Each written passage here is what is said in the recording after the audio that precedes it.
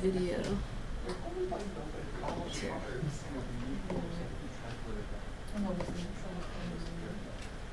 Are we good? All right, everybody. We're going to get started. Hopefully people out in virtual land can actually see me. If not, sorry, guys. Today, hopefully you're in the right spot. We're going to be architecting your personal brand with me, Kathleen Walsh. I am here because I love talking about architecture and branding and doing self-improvement. So I'm very excited to be speaking with you at this LeadHERship conference. You can find me on LinkedIn, Kathleen R. Walsh, and I'll give you some things at the end where you can find me as well. And I'll try to paste them into the Zoom later. We have a jam-packed agenda. I'm not going to go over this because we've lost a few minutes, but just be aware that during this session, I'm not expecting you to actually be filling out a bunch of things as I'm going through them, because I want you to pay attention to what the process is and what I'm going to be showing you, and I'm going to be giving you examples of my own self, and then afterwards, it'd be a great exercise to go through everything I've showed you today. And it is going to take you some time, and you're going to see that. You're going to have to get a little bit personal with yourself. So who is Kathleen Walsh? I don't know. People in the room, I gave you some cards. You might know a little bit about me by now.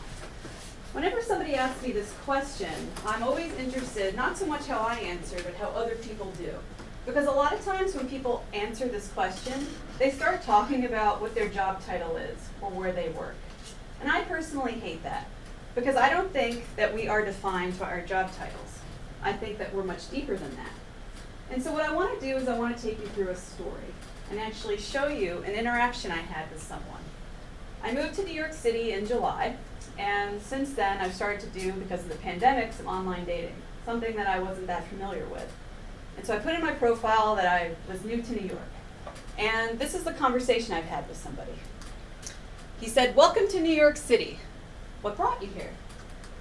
And I said, "Just decided this was the place I want to be. Lots of fun people to meet, hopefully." "What company did you join here?" I didn't really want to talk about that, but I said, "I didn't change jobs. I've been working from home. Same job, new home." And our conversation ended. We only had 2 little sentences back and forth, and I figured, well, this was done. Pretty boring anyway. I don't really care.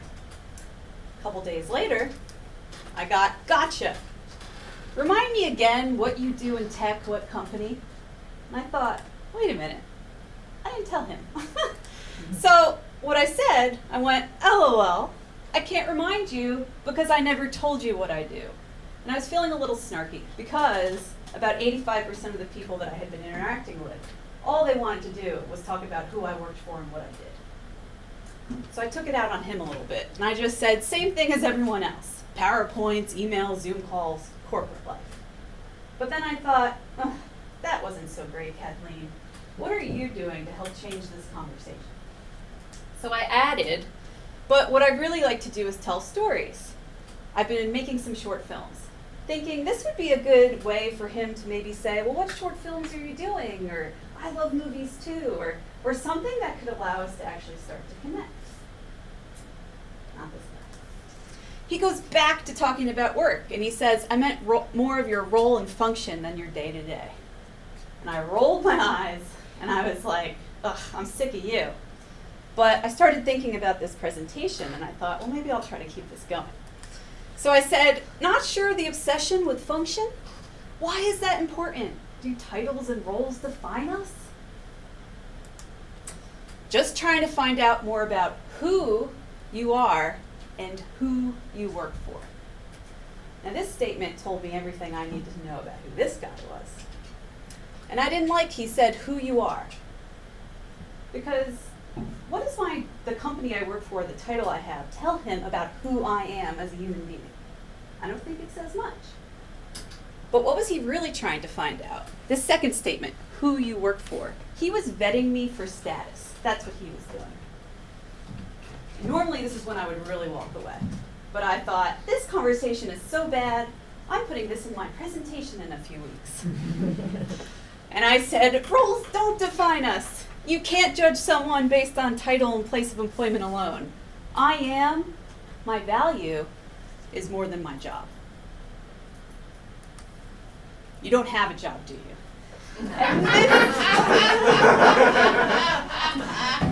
where I deleted him. Because I do have a job. I have a really great job.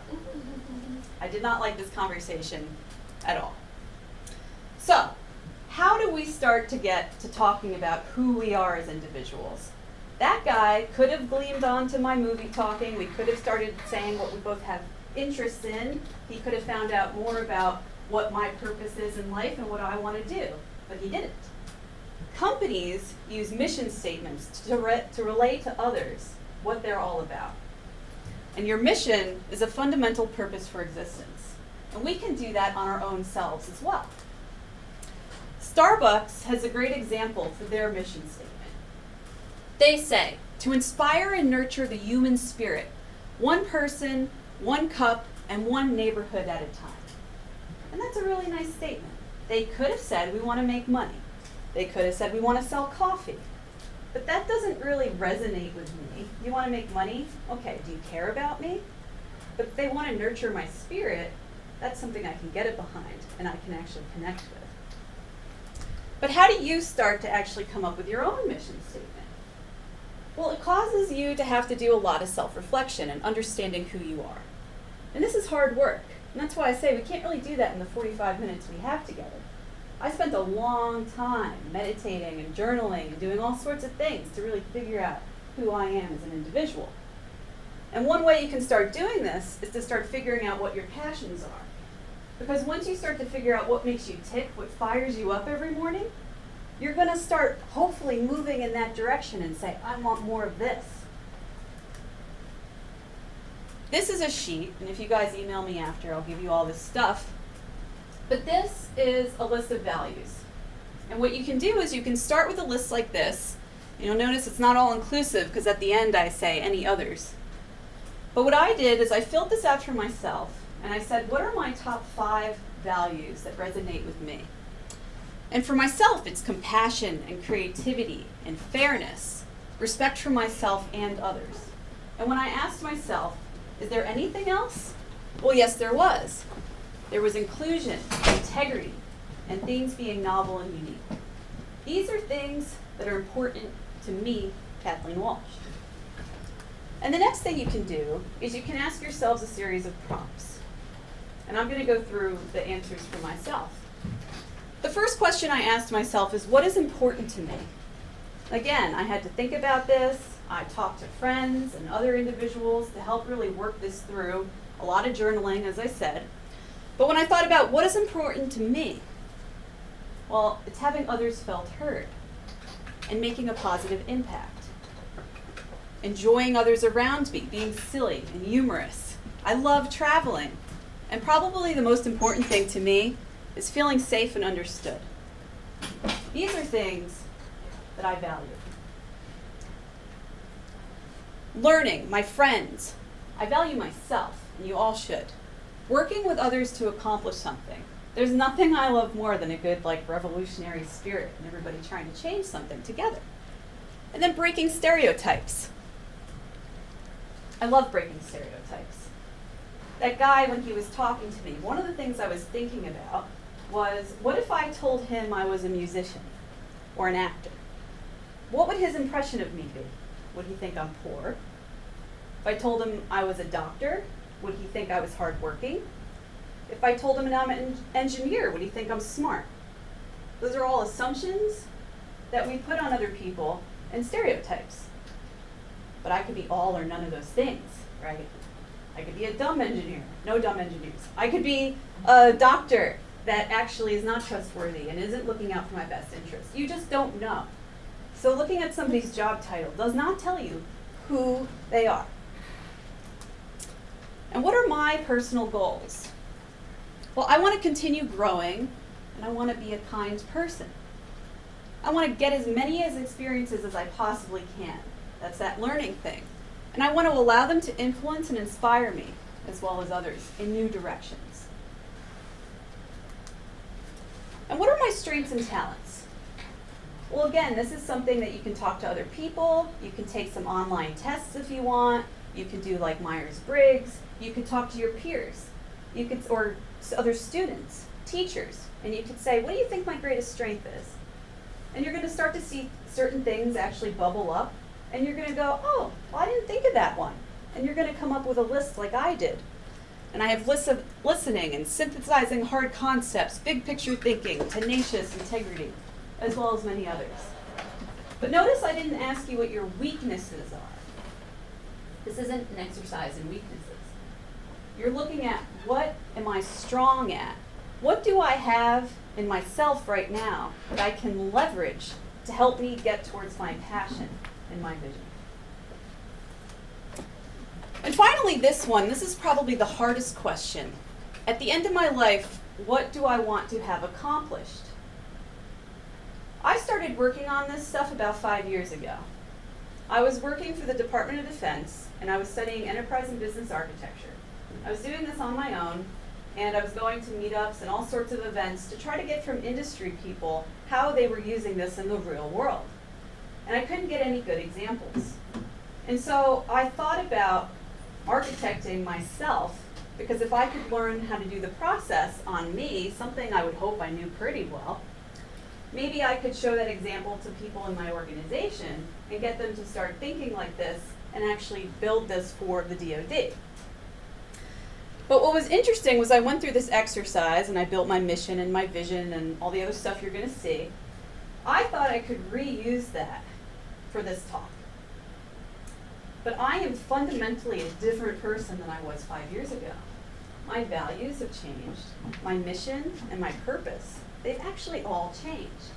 But that's okay, because we're evolving beings. You don't have to stay the same. You learn things and you can evolve from there. But there were a couple things that did stay the same.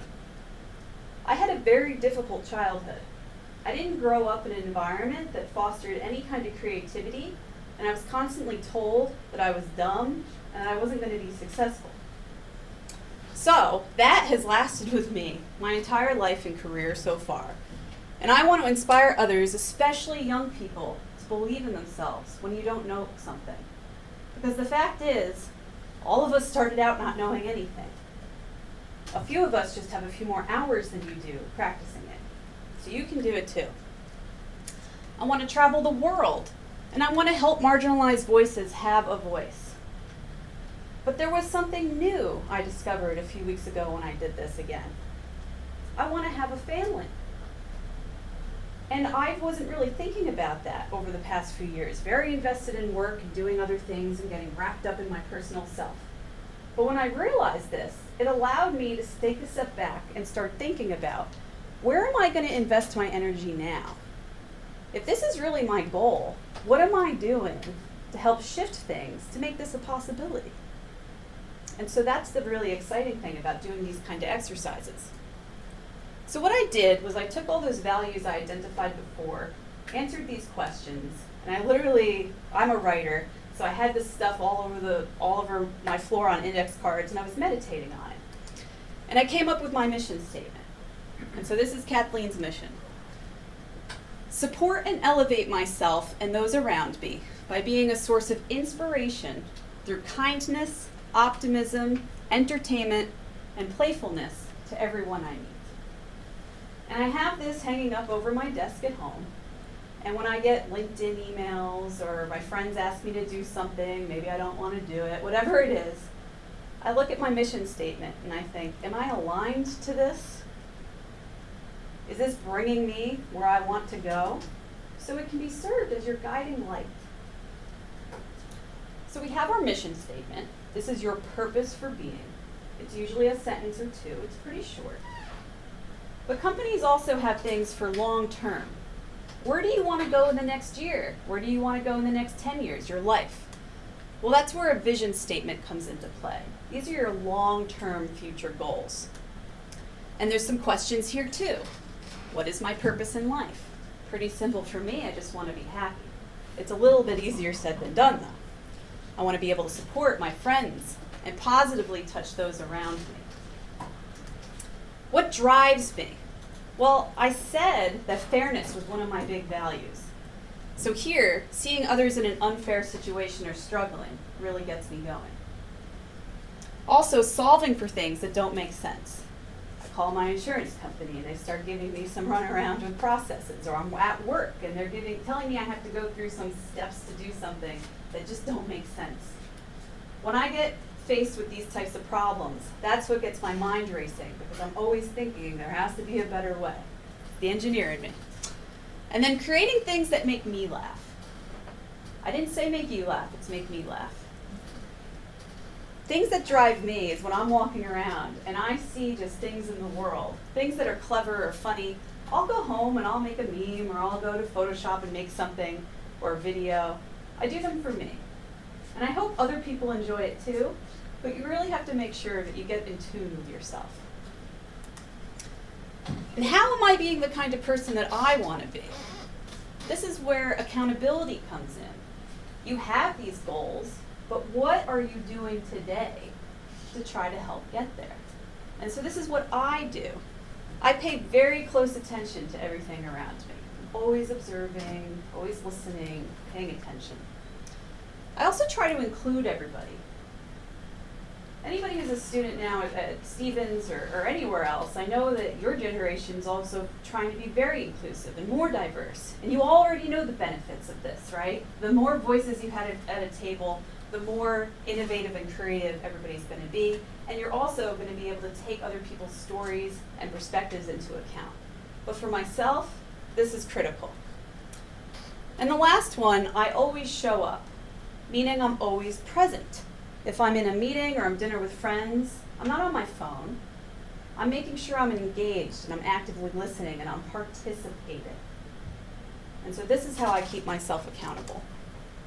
And so my vision statement, it's very long. I'm not going to read it all, but what it really is about, there's a lot of I statements in here. And I will read this end here. I want to have a career in life that includes constant learning and improvement for myself, but that also creates an atmosphere of pleasurable learning and improvement for others. I choose to focus on being effective versus efficient. I choose to be a good person and make a difference in this world. These are I statements. This is what I'm doing. And also the word choose. I have to wake up every day and commit to this. And am I perfect? If you read my whole vision statement, am I there yet? No, I'm not. And that's why it's my vision, because I'm actively working towards being this person. So we had our mission and we had our vision, just like companies. But what do companies do in order to put it into play? Well, they have something called a business model. And what this is, it's a high-level plan for operating. And a lot of you might not have seen this before, but if you started taking any kind of MBA classes, or you people watching at home, if you're business professionals, you've probably seen something like this. But for the rest of you, what this is it's all on one page. It tells you how you can actually take different pieces of your business and what you're doing and put them together and know that you can achieve what your goals are. And so this slide just gives you some quick prompts for how you can actually start to fill out what each of these sections are. And of course, I have an example of the Kathleen Walsh operating model. And so if we start with the customer segments, these are people in your life that you interact with and help. And so for myself, this would be my supervisor, my friends, my peers. This is the community, clients. But for you, you guys might also add in a spouse, or you might add in your coach. It could be anybody that you touch. In the middle, we have value propositions. And a value proposition is how you help those customers. And in businesses, a value proposition is what sets you apart from the competition. Why should anybody use your service over anybody else? You can do the same thing here. Is why do these people want to interact with me? Well, for myself, when I talk about my peers, my value proposition is I'll help out on anything, and I'll make time for projects even if I'm not on them. People at work can call me up.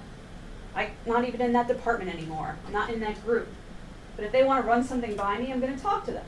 I have people in other companies that I used to work with, my friends. I'm just a creative source or somebody that likes to problem solve, and I'll never turn them away. You will never hear me say, that's not my job or my role. That's just not me, but that's my value proposition. And then we have channels, and that's how they know and how you deliver, or how they know you and how you deliver. And you'll notice the ones listed here are very virtual, because we still live in a virtual world right now with the pandemic. I'm in New York City, things just aren't open, I'm working from home, I'm interacting with people over Slack and email and Zoom, YouTube, LinkedIn. Those are my channels. But that might change in another year. We have customer relationships, how you interact. Again, because we're in a virtual world, a lot of things are a little bit different, but my supervisor, there's probably a personal touch I have to have. It's a one-on-one connection. But then when I talk about the community, which is like you guys, or over Zoom, or in a forum like this, it's probably more virtual. Maybe it's a blog post. It's not as connected, so it's a little bit different. Then at the bottom here, I'm going to skip those for now because the cost of everything doesn't matter as much on a personal model because you make money through a job and you're giving value. That's kind of what you're doing. But if we look at key partners, this is who helps you. For me, it's my mentors, my therapist, it's also my friends, and I'm a volunteer with Big Brothers Big Sisters, so that organization is a partner to me. Then we have key resources, and this is who you are and what you have. So you've come up with your goals, and you're like, oh my God, how am I going to get there? Well, what do you have at your exposure that can help you? And do you have everything you need? You can have physical assets. I wanted to start developing for virtual reality, but I didn't have a VR headset, so I had to go get one. But now, that's a resource. Intellectual, well, I'm a storyteller, and I'm also understand business and enterprise architecture and processes. Those are all things I understand. I have human support.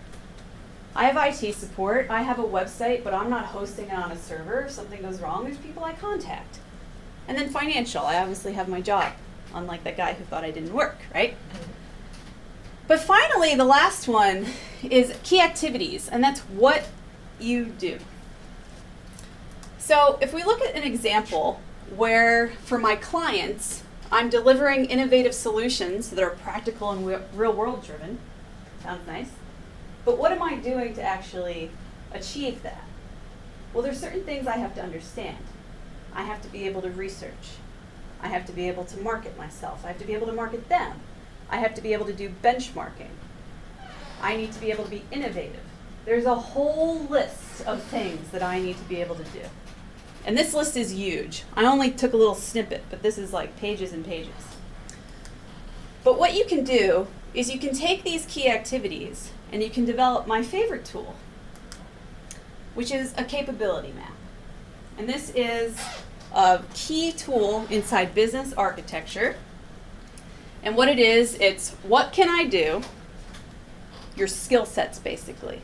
Everything that you're really good at, or maybe you're not good at, but you want to improve. Anything that's at your exposure that you can do. And it helps you analyze potential. And so this map, again, is my personal capability map. When I was with the Department of Defense, I had mentioned that I started working on this stuff on myself, but then I built the Army's first business capability map. So this was actually built for the organization. And as I was working with them, I actually tested it out by building something called a war game, which is kind of why those cards look the way they do. But when I was building this war game, I was using business architecture as the fundamental structure to make decisions in the game. But afterwards, I was thinking about it, and I was saying, what could I do better next time? And I thought I needed more immersion in these games. I had a prompt, text on a piece of paper that was sent out to them, but I didn't really think emotionally they were that invested in it. So I thought, well, maybe I need to do more with maybe a film in the beginning, something that people can watch and actually have some emotions come out. I looked at my capability map. There wasn't anything about filmmaking. I didn't know anything about that. And so the beauty of this is it helps you analyze what you have at your exposure. I might have had something about sound on there, but I wasn't very good at it. And I had to make a decision just like a company would. If I want to do this, should I go hire somebody and have them make a film for me? Or do I want to invest in myself and get better at this capability? And so I asked myself that. And what I ended up doing, I went to film school. So I was living in New Jersey at the time, and I came into New York City. It was a 12-week workshop, and every Sunday I was there, and I was learning all about being a director and sound design, and actually hired actors and wrote a script and filmed this whole thing. And then I taught myself editing so I could put it all together, and I ended up with this short film. But it allowed me to add some more capabilities. And I loved using Adobe Premiere and all the editing so much that that's now, I think, one of my top capabilities. And that's what happened. But you might say, well, this is pretty intense. There is a lot of architecture behind this, where if you look at things like your customer facing, and all that means is things people see. So this level is probably things that you're going to put on your resume. So for example, I have technical skills, capability 10, and then you go inside there, and a lower level, 10.1, is software. I could even dig even deeper if I wanted it. I could have 10.1.1, and it could be Java, and then it could have C++, and you could have PHP, and all this stuff. But there's a level that a lot of people don't think about, and that's supporting. And there's a personality section here. And supporting capabilities are those capabilities that exist that people usually don't see. But without them, you're fundamentally not going to be able to achieve what you need to achieve. And so for me, this personality management became really critical. And these are kind of like what people might call soft skills. I don't like that term. I call them human skills because really it's about being a human with each other.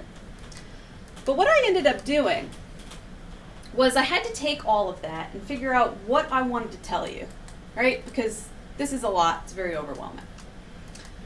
But this is where branding comes into play. And branding is about your self-marketing. How are you unique? And it's the what and how and who of you. So I took my mission, I took my personalities from before, and I started thinking about what do I really want to tell people? I'm really getting into this filmmaking and storytelling, and I was getting into the immersive experiences, and I was doing war games, and I was falling in love with just play. And this is when I thought, well, why don't I turn myself into a little bit of a play? And I came up with those cards that I handed out to all of you guys that are in the room here.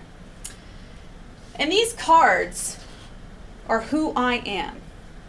Notice that there's no company listed on them. These are Kathleen Walsh's personal cards. I could be plucked out of my current company, put into another one, put anywhere in the world. This is what you're going to get. I'm a game changer, a strategist, a disruptor, and a playmaker. And also notice that my 12 capabilities I listed are all on these cards. So I can hand them out and people can get to know who I am. And these have been very successful. I give these to people and they go, oh, disruptor, cactus, I used to live in Arizona. And we start to have a conversation. They look at the strategist one, they tell me how much they love dogs or kayaking or water, or they vacationed last year. It just starts all these random conversations that my other business cards that just had my title on it and my company did not spark. People got that and put that in their pocket. These very rarely just go in the pocket. But now that I had these, I started to think about, well, how can I take these to a different level?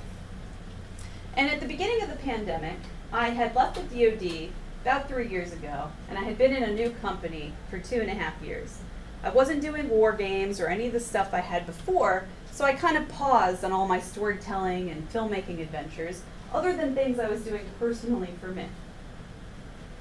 But the pandemic freed up some of my time. And so I started to get back into filmmaking, and I started studying Unity, which any of you might know. It's a gaming engine. And I wasn't studying it for gaming, I was studying it for filmmaking. But I also attended a seminar that was on augmented and virtual reality. And then I decided to sign up for another boot camp where I was learning AR and VR. And we had a project during that where we actually had to do anything we wanted to in AR. And a lot of people had picked doing an app in retail because that's what AR is used a lot for. Like you scan your room and you can put a piece of furniture in. But I thought I would love to do an AR app with my cards. Because how cool would it be to have a 3D model of myself, you get my card, I pop out of it and tell you a little bit more about who I am. Kind of bridging the gap between just a resume and your interview.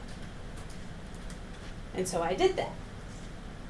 And I'm going to show you a little video. If you go to my YouTube page, you'll see the 25-minute workflow of how I created this, what I actually did, how I actually coded it, and everything.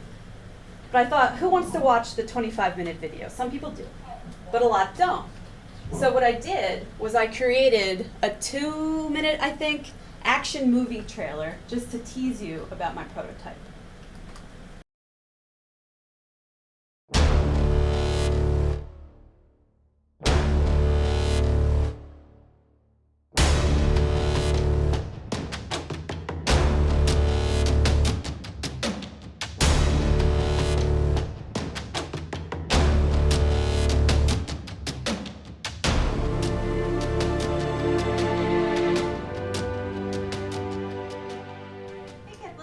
Hey K-Dubs. 2020 really bit the big one. Sure did. And 2021's not serving up to be much better. No, it's not. What should we do? What if we created our own reality? Yeah, cool idea.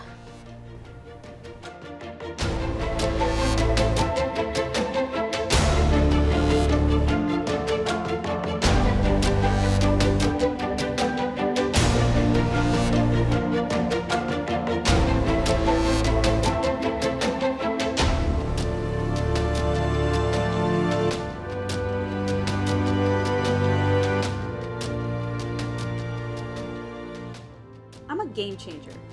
Game changers find new ways of doing things and are all about transforming the future.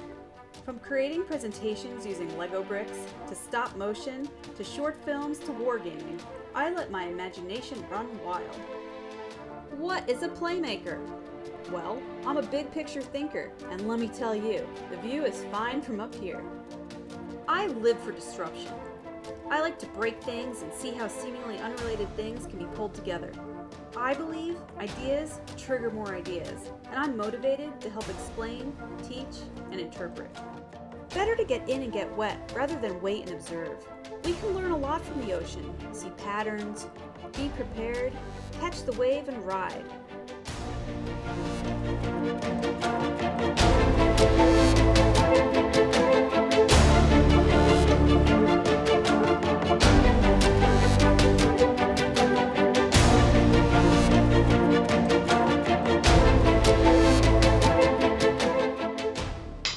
Big picture thinker.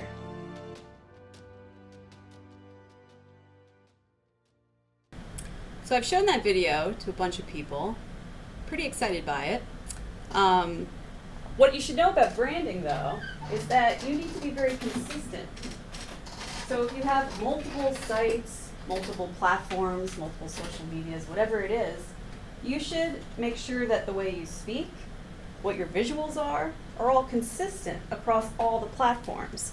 And I do that. So if you go to my website with kwavecreative.com or you go to my LinkedIn, you're going to see me speak the same, you're going to see my cards, you're going to see a lot of similar stuff over and over again because I want to reinforce to people who I am as an individual. I don't want everything to say something different about me because then if somebody was to ask somebody, well, what do you know about Kathleen Walsh? What are they going to say? I want them to say that I'm a game changer, disruptor, playmaker, strategist. So I'm going to end with a bunch of ridiculous pictures of me. I like to take these everywhere I go, just things that strike my fancy. But I'll ask you, are they that ridiculous? Because we've already learned that we, as individuals, are an entire universe of things, right? I can be all these different things, it's okay. And just like we shouldn't be judging people by their age, their sex, their religion, or the color of their skin, we shouldn't be judging people by their job titles. I have a friend, John, who's a police officer. Is John a police officer? Is he an artist? Is he a writer? Well, yes, yes, and yes. He's all those things. We know that we can be made up of lots of stuff. You are not just a systems analyst. He's not just an accountant. She's not just a program manager. I'm not just an architect. I'm not just an engineer. We are made up of so many things. And what I would like to see come out of this is the conversations we have start to change, where people aren't bound by these discussions about what we do, who we work for. Instead, try to go a little bit deeper. But it is difficult, right? You saw the LinkedIn page, you saw your resume, you only have so much room to tell people who you are. And so what I've done is I've really gotten around that by coming up with that capability map. To me, that is one of the best ways to be able to showcase everything about you in a very small type space. But I put that on my resume. Now people want to see all my different skills. They are there. Some are higher and some are lower, but they're there, and I'm made up of all those things. And if you want me to invest in one of them over another, I can do that. Now, I don't know if you guys really noticed this during my presentation, but I didn't formally introduce myself to you today. I didn't do what a lot of people normally do, where they put up a slide and they do tell you, Kathleen Walsh, this is my title, this is who I work for, this is the list of things I've done in my career. I didn't do that. I could have done it. Fact is, I have a really great job title, and I work for a big tech company. I have a lot of great degrees, and I've won a lot of awards. But does that make me who I am? It's part of who I am, don't get me wrong. And I've liked getting those awards, especially when they do align with my value system. Makes me feel good knowing that other people recognize what I'm trying to do. But it's not everything about me. If I got fired tomorrow, who am I? Well, I hope I'm a good person. So what I really hope you guys take away from this, and this is what I need your help with, is for you, when people start to have these conversations and ask you who you are, please take a pause and think about how you're answering that question, and think about how you're engaging with other people. Are you trying to really get to know them? Or are you just trying to find out who they work for and how they can help you, and you're not really interested in the connection? So I want to thank you for all your time today, for everybody that showed up here and everybody that's watching on Zoom. I hope that this all had inspired you a little bit. And if you want, you can find me kwave.creative@gmail.com. I'm also on LinkedIn, Kathleen R. Walsh. You can find my YouTube, kwavecreative.com. Please email me. I'd love to connect and talk with all of you. If you want to connect with me on LinkedIn, I'd like that too. And for people that are on Zoom, I'm going to try to paste some of the stuff into the chat. And I think we have a few minutes for questions if anybody has any. Yes? Do you have any big long-term plans with AR and VR that you're working on? I have some big goals and dreams.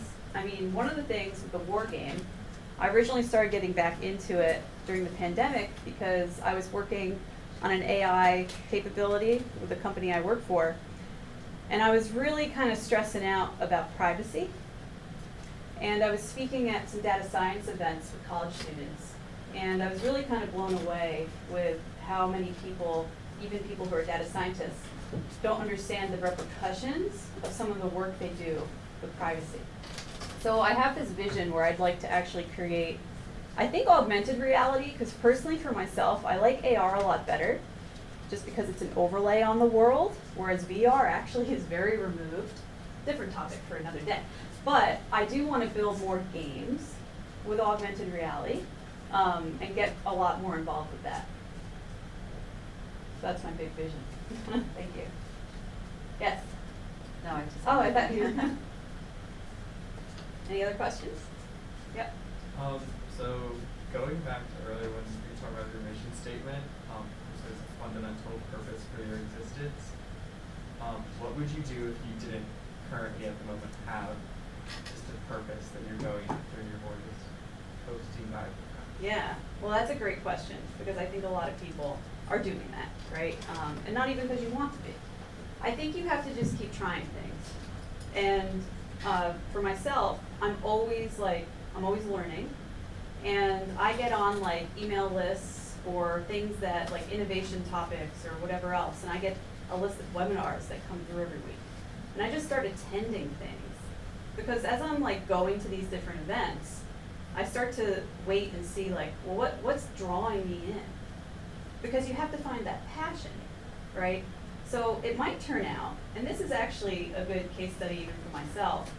My undergrad was in computer science, and clearly I'm still doing some of that stuff. But was that necessarily my passion? It wasn't. It wasn't something that I woke up every day and was like, I need to go code. But what turned out, well, some people might be like that, but when I started studying, like when I was just answering the question about privacy, when I started to find out like what was important to me, I knew, well, I actually have some skill sets that can help with that. And first of all, it made me feel less bad about majoring in computer science because now I was using it. But it helped me to start gravitating. And it took me years, I'll say that, to really figure this out, but it takes a lot of putting yourself out there. You have to just go to things and just experience. Any other questions? I don't know if there's something on Zoom, The Zoom but cut off right before oh, this slide. all right. Well, there we go. All right. Well, thank you guys.